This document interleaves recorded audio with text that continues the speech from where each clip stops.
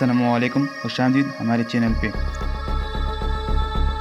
اگر آپ اس کو مد نظر رکھتے ہیں جو کچھ آپ کے پاس موجود ہے تب آپ مزید حاصل کر پائیں گے،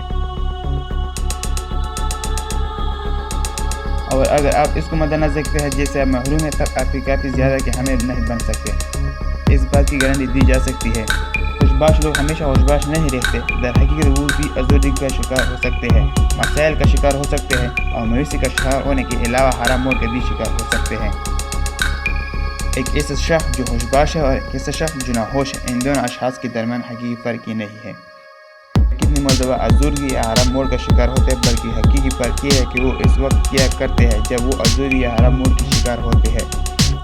بہت سے لوگ اپنی ازودگی یا حرام مول کو بڑی سنجیدگی کے ساتھ لیتے ہیں اور اپنے آپ کو اس صورتحال سے نکالنے کے لیے ایڑی چوٹی کا زور لگاتے ہوئے اپنے لیے مزید مسائل کھڑے کر لیتے ہیں۔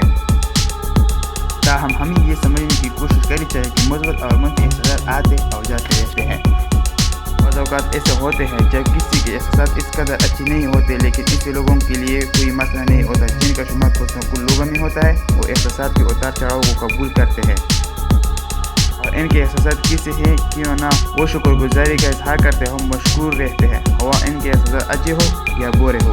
ان کا رویہ انہی ذہن کی مثبت حالات کے ساتھ منفی یا برے احساسات سے باہر نکلنے میں معاون ثابت ہوتا ہے، کیونکہ وہ جانتے ہیں کہ یہ وقت بھی بالآخر گزر ہی جائے گا، اور وقت گزرنے کے ساتھ ساتھ وہ دوبارہ خوشباش ہو جائیں گے۔ اپنی زندگی کی کسی بھی صورتحال میں ہم یقیناً اپنے ارد گرد بسنے والے ہزاروں لوگوں سے یقیناً بہتر ہوتے ہیں۔ آپ اس حوالے سے پریشان ہو سکتے ہیں کہ آپ کے پاس آپ کا ذاتی گھر نہیں ہے، اس سے برداشت کرنا پڑتا ہے، لیکن اس کے باوجود بھی آپ اس سے ہزاروں لوگوں سے بہتر ہیں جو بیچارے بے گھر ہیں۔